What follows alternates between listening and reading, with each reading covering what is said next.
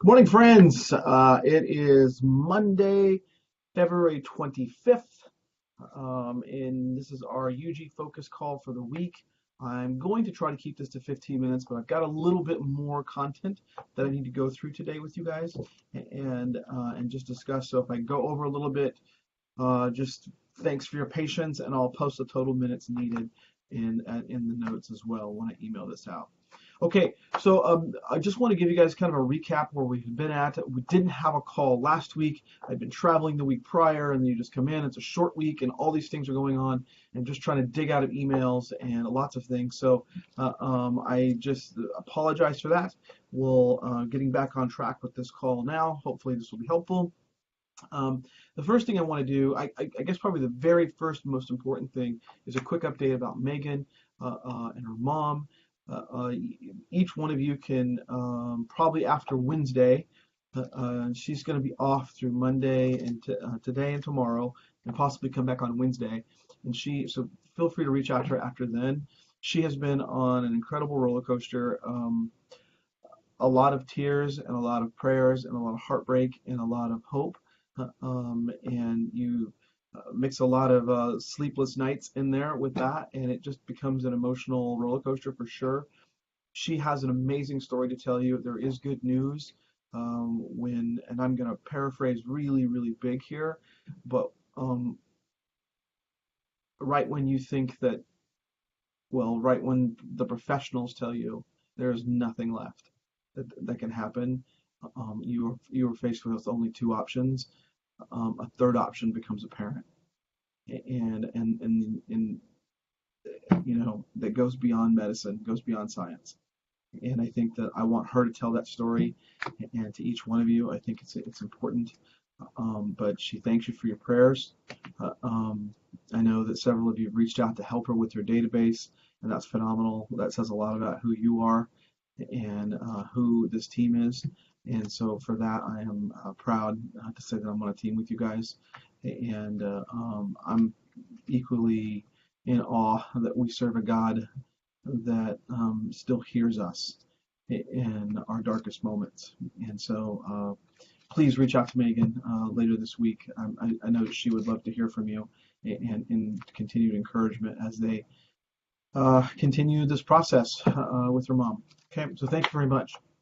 Okay, first thing is I do want to go into calls. Our calls last week, I'm going to screen share here with you guys some reports. Screen share this one.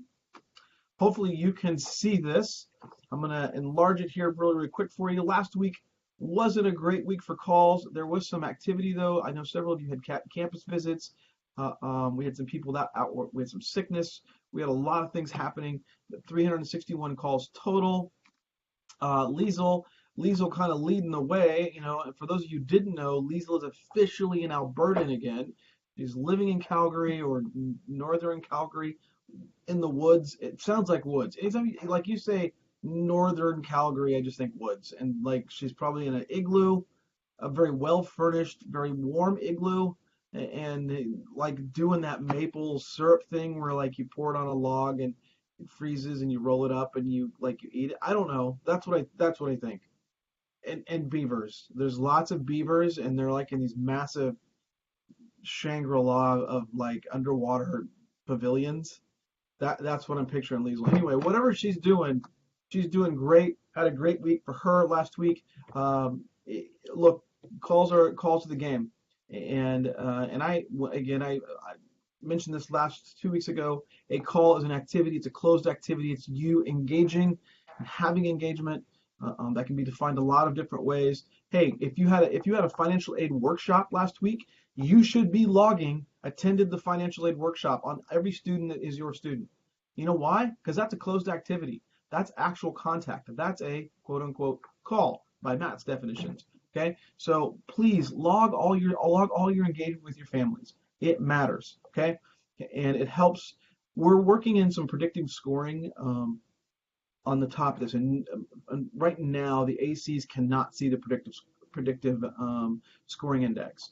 However, the directors can, and every time you put a data point on a student record, particularly something where it shows engagement, email, a text, a call, it's helping shape that machine learning and understanding, is this student less likely or more likely to proceed to the next stage?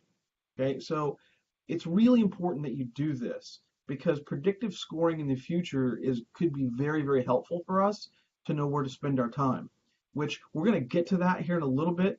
You see, I don't know if you can read that thing on the board behind me in a minute, but we're going to get to, how using our time wisely and sending those people out that don't really want to work with us.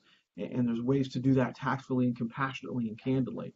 But you need to ultimately, in terms of regards to this machine learning and everything, logging activities, calls matters. Last week was a low week for us, but I do know that several of you had appointments, you had financial aid workshops, you probably had text messages, stuff that you didn't log. And so please go back and log it. I know it won't reflect on this slide now, but it will. But you just need to have that habit and make sure you're updating counselor rating and prospect rating. When you log a call, you should be doing those things automatically. In fact, if most of you should have noticed by now, on the application, counselor rating and prospect rating now are right underneath the transcript window. So you log the call over here on the right. Hey, by the way, I need to update my counselor rating or my prospect rating. Have those fluctuated at all? Maybe they haven't, maybe they have. So anyway, calls were a little low last week. Got to do better this week. Got a full week. And a good reason to call this week is to lean into preview day. Okay, so we have preview day coming up March 15th. That's just a couple of weeks away. And I don't have the report on. I didn't pull that report up, but I can tell you that it's low. Our preview day is. This is an area for White Rock, Surrey, Langley, Metro Van, the local market around us, Abbotsford, all those folks. This is the time when we need to get the local students to campus. It's one day. It's a Friday. If you have to write letters, hey, say they're going to be out of school today, go talk to the counselors at your Deep Wells school, at your Deep Well schools, and not call them. I know you're thinking, oh, I should just call them. No, actually, take your counselor at your Deep Well school, hers or his favorite coffee, and say, hey, by the way, just thinking of you this week, but I just want to let you know we have a preview day coming up. I'd love for your grade 12s or your grade 11s to attend. We really need grade 12s there, but sometimes they, I got all these kids, got to move them, got to take care of month programming, blah, blah, blah. Fine, take grade 11s. We're not taking grade 10s and 9s to preview day, okay? It's a waste of our time. It's a waste of our time. We really need to be focused on grade 12s. We've got plenty of students that we can invite. So local markets, this is your time to shine. We need to get those numbers up. This is a particular for if you're a local market, if you're here in the neighborhood, you've got students in Lower Mainland. I'm not even sure what Lower Mainland is. Is that like, so when you guys divide the country, do you say, because it's all mainland, right? I mean, it's like all Canada is like the mainland, unless you guys have land somewhere else. So then do you do like a northern, southern, and then everybody who's southern is lower? I don't know. But anyway, I draw a map around the Langley campus, and let's just say it's 100 miles. Local market, they need to be here, okay? And there is going to definitely be a spotlight on the numbers that we have that RSVP and a number that has a show rate. What's the show rate? Liesl, I didn't hear you. What's the show? Liesl, you're in Alberta. You're going to have to yell from inside your igloo. What is the show rate? What's the gold standard for fall? Yeah. Okay, you got it. Okay, Mason, stop looking at your phone. Okay, what's the gold standard, Mason? There you go. You Rick Astley, Rick rolling me. I got it. Okay, good. All right. 90%. 90% show rate for fall 19. And local markets, you need to perform. Okay, the spotlight on you. Show up. Get your students show up. Drag them. Bait them. Bribe them. I don't care. We have tickets to the Vancouver Giants game that day, and so I bribe them. It's sweets. We're gonna feed them. It's like a sweet. It's not even like the cheap seats. We're gonna have like the really good seats, and there's gonna be food up there, and we're just gonna totally bribe them. They can bring a parent with them. We got like, I don't know, like 25 or 30 of these tickets. We can use them. So what do we got to do to get them there? Okay. Get them to the game or just get them to preview day. Okay. March 15th. What day? March 15th. Who needs to perform? Yeah, that's right. That's right. That's right. Local markets. Okay. So the next one up is preview day or preview weekend rather. And I'm going to share that screen with you here. This is another one. It's a little bit, we're a month out. And so not crazy concerned, but it is definitely pacing behind. Currently right now we have 115 that have scheduled to attend. Okay. It's definitely low, and it's a Thursday, Friday. And here's what I would like for you guys to do in Slack today. I'll put something out there. I would like for you guys to just kind of chime in on a vote. Are Thursday, Fridays good? Should we keep one Thursday, Friday preview? Should we do like one a semester? How do you guys feel about it? I have an opinion about Thursday, Fridays. I do think it impacts our RSVPs. I'm not trying to frame that vote in your head, but I understand that it's spring break, but it's still a Thursday, Friday, and for the families, in my opinion, it's very difficult for them, for mom and dad to come. Maybe not as difficult to get their student here, but if the student doesn't drive, guess who's got to do it? And for the local markets, that's just brutal. And for the extended markets outside of the province or outside of the country, it's even just as hard because those parents got to take vacation in the middle of the week. And but I do want your thoughts on it. Maybe I'm seeing it completely wrong, but it just feels like these Thursday, Fridays, we kind of have this barrier all the time. The last two times, well, really last three times from the spring, fall, and now this spring again. So anyway, I just want to hear your guys' opinion on it. I'll post something on Slack, and please respond to that.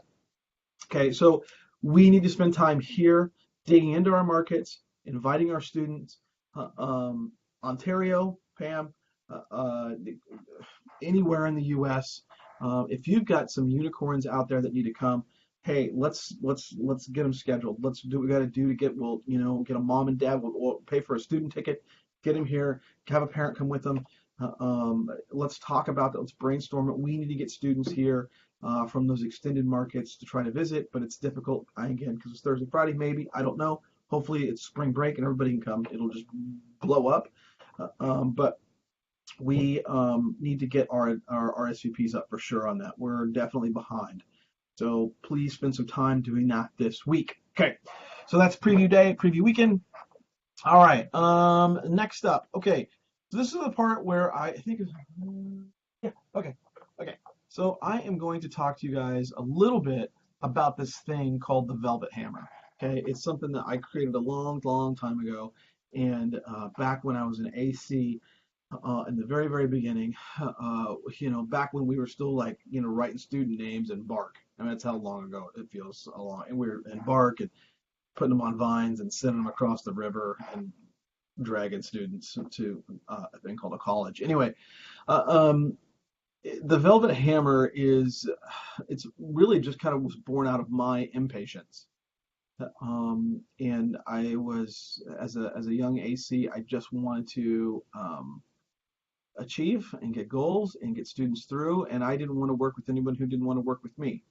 And we say that a lot, but I don't know how each one of you are handling it. And so the Velvet Hammer is really a terse conversation. Now, it isn't just a conversation with any student. It's a student that you've been working with for a while. It's a student that, they in many instances have even moved through some stages and shown some interest. Maybe they've been to preview. Maybe they've said they were coming to preview. They've canceled a couple times. Maybe they've got the app submit, and you've had that conversation with them a couple times.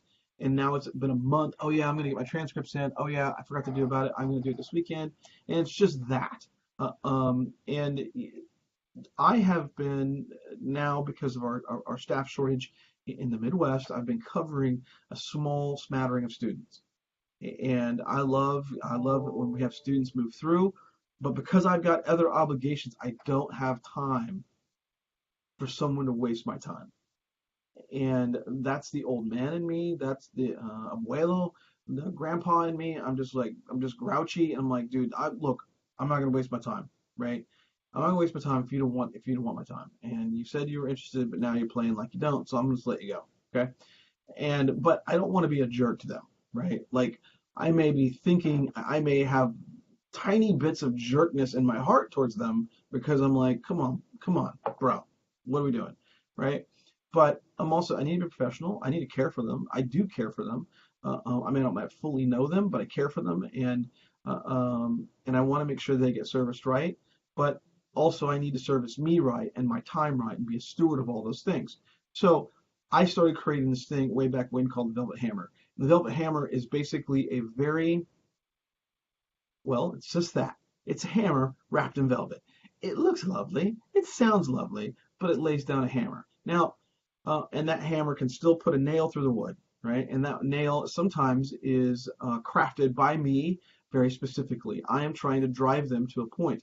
The whole time, the whole objective that we're doing in what we do is we should try to be trying getting our students and families to a pivot point. Yes or no. Whatever that next yes or no is, and sometimes we do that and they still are looking for they don't know how to answer it. They don't know how to answer it. They don't know how to tell us we're no longer interested. They don't know how to say I don't want to take their call, so I just won't answer it, or they won't respond to text messages or anything like that.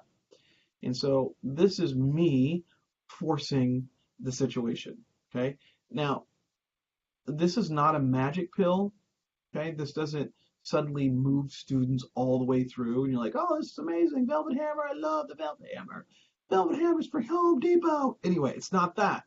The Velvet Hammer is almost always gets a result though. Almost always. Like I would say over the course of several years that I've used it very specifically, very strategically. I would say confidently it's a 90% return ratio. Like when you swing the Velvet Hammer, you get a response. And I would say it's 50-50. It's favorable or not favorable. Sometimes it's exactly what they need. It's a little bit of hashtag adulting on the student. It lets them know like, oh crap, okay, I got to handle this, right? Uh, Respond, right? And then they tap out, or they say, oh my gosh, I've been really busy. Yes, please, let's get in touch. I didn't realize this was passing. Yes, let's do that, and we move on. This year, because I've been handling a small section of the territory, I have dealt the Velvet Hammer 4 times, and all 4 times I've got a response. 2 times it has been, hey, whoa, I've been really busy. Thanks so much for this reminder. Yes, let's get together. How does next Tuesday sound? Like they're driving me. Love it. I put a Calendly link in there. Oh my gosh, this is great, right? And then I've also got, hey, thanks. It's been a lot, but I'm no longer interested. It's too far away. It's whatever. Great, perfect. Well, I want to show you an example of the Velvet Hammer and what that looks like, and understand that there's some crafting. You don't need to use my words. You don't need to say it the way I do, and you don't need to put the hard points in it that I do. But you do have students that are literally, the thing is, we're looking at your database and you've got 127 admits, but only 4 of them are really engaged. The other 123 have, like, you've attempted to reach them, but they've never responded. But you're getting weighed on 127 versus the 4 that are active. And this is where counselor rating and prospect rating come very, very pivotal, right? Admission status is very, very pivotal. You got students that have told you, I'm not coming. I have nothing to do with this university. I've already signed with another university. I am a USC Trojan, or I'm an Alberta Argonaut. I don't know what they are. Anyway, what is an Alberta? Anyway, so those things, right? And they tell you that's who they're going to be. So we should dispense their account accordingly, so you're not weighed against those. Okay. Whenever I run reports, I filter out closed. Look, if a student said they don't want anything to do with it, close their account. Close it. Will they resurrect? Maybe. Can we resurrect that account if they do? Yeah, absolutely. In fact, I'll show you an example of that too. Okay, so here's the Velvet Hammer. All right. Again, not for every single student. Careful, use it strategically. If you think you need to employ the Velvet Hammer, but you're not sure, let me see it. And I would really, really like to see your examples of the Velvet Hammer. Okay? We'll share it with a team, something like that. But anyway, Velvet Hammer is real, but be careful with it because you can come off like a total, you know, anyway. So you don't want to do that. So this is to a student who, Natalie Tejada, we had some engagement. She's a president scholarship. She was really, really responsive and just ghosted me since December. So I don't know and I like just like, what the heck, what is going on? And so this is it. Natalie Tejada. Natalie, I hope this note finds you enjoying your final semester of high school. I'm sure it's an exciting time for you and your family. See, the hammer, that's the velvet part. Oh, hey, hope things are going well for you. Man, I'm so excited for you. This is an exciting time of your life. As you may be aware, I've tried reaching out a few times with emails, texts, and voicemails since December. It's true. She's not responded. Slide calls, whatever. And I can fully appreciate you have a lot going on with the semester. You see what I'm saying? Like, here's a little bit of the hammer. I've been trying to reach you. You haven't responded since December, but I can fully appreciate that you've got a lot going on this semester. See, that's the velvet, right? You're like, oh yeah. And I'm trying to determine if you're still interested in completing your application or not for this fall. Now, completing the application, she's admitted, right? But see, she doesn't know that because I'm controlling the narrative here.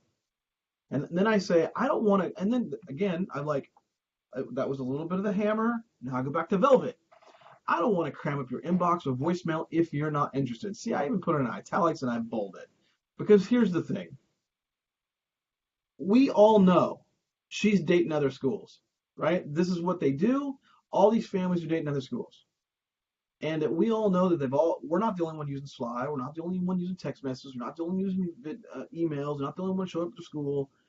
I do think that anyway, but so her inbox and her voicemail has got to just be full. She probably hates the fact that she turned over her email and possibly her text messages and so forth, the information to any school. So I know I'm giving her the opportunity, velvet, to get out of the situation. There are a lot of decisions to be made between now and next fall. And while we would love to be a part of your school conversation, we know we're not for everybody. Again, okay, hold on a second. He's telling me we're not for everybody. And then I make it tough. Our academic rigor is real, which can only exasperate the distance from Texas. See, because I put some context in there. I know you're from Texas, and look, our rigor is real. And if you're thinking about, I don't know if I can make it here, look, Texas is already too far away. We have a moderately competitive admissions process, which is kind of true. It is competitive in the sense that we're competing for them, but they don't know that. Admissions process requires an interview. True. And this too can be daunting. The interview sounds daunting, and that's okay. Sometimes I let it be daunting with them. It's really not. It's not. If you're using the sheet and you bring in a portfolio, it feels daunting, particularly if you're actually showing up not looking like a duffel bag and looking like a professional. Then they're like, oh crap, because they come in looking like a duffel bag sometimes. Or the other way, they come in dressed to the nines and they're like, what? Okay, they're taking this really seriously. Anyway, it can be daunting. And we're unabashedly Christian in our worldview. And this may not be for everyone either. Again, that is true, right? And I'm just letting her know I'm giving her all the outs for not choosing us, right? Natalie, we want to support you the best way we can, but can only do so if you let us know. This year's admission pool from the U.S. is quite competitive. Again, we're competing for them more than they're competing for us, but it's true. It is competitive. It's hard. And my only reason for this follow-up is now this is where I put a little sugar on the top of the velvet hammer because I wanted to know, look, you're special. You're currently eligible for our largest academic scholarship offer. We have a limited amount to distribute to the U.S. students. Well, that's kind of true because, anyway, understand my thinking here later. But sugar on top of the hammer. It's like putting glitter on the top of the hammer. It's all velvety and big. You just got it off the shelf at Home Depot, and then they just right as you cash register it out, they're like, bing, they put the glitter on the top of it. Anyway, that's what this is. You have the largest academic scholarship. Because I don't even know that she even knows that she got the academic scholarship. A letter was sent out, but what does that mean to her? I don't know, because it apparently means nothing because she's done no movement on this. However, this is the hammer hitting the nail. However, if we don't get a reply from you by Monday, February 25th, 5 p.m. PST, we will formally withdraw our scholarship offer and close your account. That is the truth. And if you're no longer interested, please reply with that, and I'll close your account and stop the emails, calls, and etc. That is true. If you're still interested, please reply, and let's connect soon. Either way, please know that we wish the best for you and your family. See, so hammer, nail, bam, bam, bam. Let me know. I want to know something. Bam, bam. Right? Velvet, sprinkles. Okay. Either way, please know we wish for the best for you and your family this exciting time in your educational journey. We hope to read from you soon. So guess what? Student who has had no contact with me, like totally ghosting me, boom, sends me this. I'm not interested. Okay. So look, you can take that personal. I actually take that as freaking freedom. Are you kidding me? I just vanquished a vampire, because that's exactly what it is. We're carrying numbers in our database that aren't real numbers, and you have to work.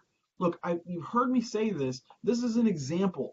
You have to chase through 1,000 no's to get 65, 70 yeses. This is what we have to do. And so while I don't think that you need to be mass emailing Velvet Hammers, I do think you need to start having your little spidey senses up and asking yourself, is this student wasting my time? Because if this student is wasting your time, it is absolutely time to pull out the Velvet Hammer and let them know you care for them, you wish the best for them, but look, I want to work with those who are working with me. And if you don't work with me, that's fine too, because I've got a lot of other students I need to work with. Boom, boom, goes the hammer. Okay? They will respond.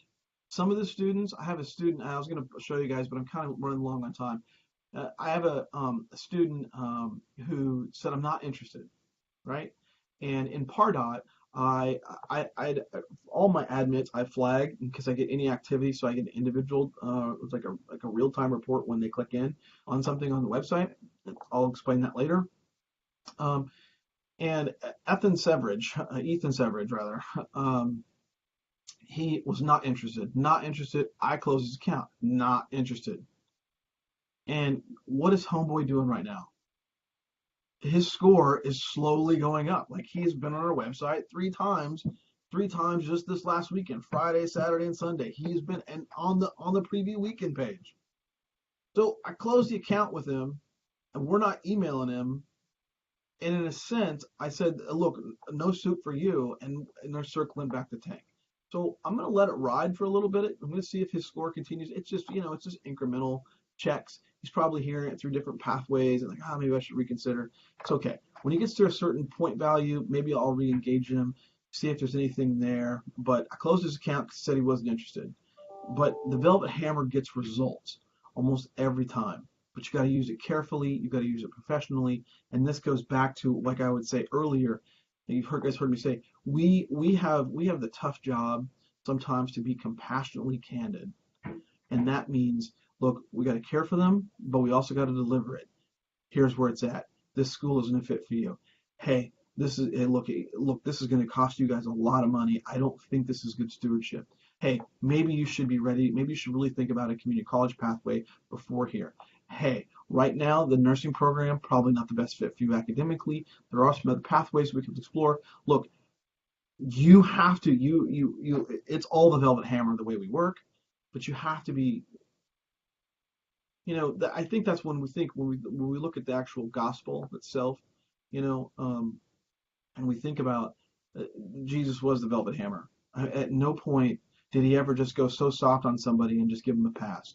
Even the woman who they were going to stone, the townsmen had brought this woman they were going to stone, and look, she's a sinner, she's all these things, she's adulterous, blah blah blah, and Jesus draws the sand, hey, whoever's without sin cast the first stone, and they all leave. Like, Jesus himself could have cast a stone. Out of everybody in that scene, he could have cast a stone.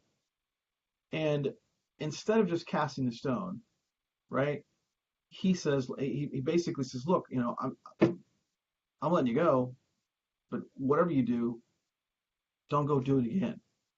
Sin no more. And even there was compassionately candid. And if you look at through the whole gospel and the narrative of Jesus, there's never moments when he's just sugarcoating it and moving on. Sometimes his candidness was very direct. The rich young ruler, sell everything you got and follow me, right? Sometimes it's, hey, I've got a water, I've got living water that will nourish you and keep you satisfied for the rest of your life, better than the water that comes from this well, the woman at the well, right? But he said, but I know some things about you. Compassion, compassion, compassion, candid. Look, in our job, we have to do that. It doesn't mean we have to be jerks. Other schools can do that. Other big box schools with no moral compass, no ethical value, they can do that. I'll let them handle that and let them be who they are.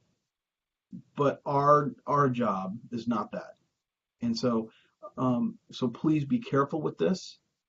If you think that, hey, this is I think I have a student that I need to try this on, let's dialogue that. Let's dialogue what that can look like. Let's role play it out. Maybe you want to have it voice to voice. Maybe you want to have it via email. Maybe, however you think it needs to go down. But you think it's the first time, or you might think it's an appropriate time. I want to walk you through that. Anyway, okay. So there you go. That's the Velvet Hammer. You heard it from Matt Marquez. You should probably put like a trademark symbol next to that. I think I should. Okay. All right, friends, that's all I have for today. I want to thank you for your time. I definitely went over. So, I'd love to say I'm going to go short next week, but you probably know better than that. Okay, that's all I have. Have a great day. Thank you.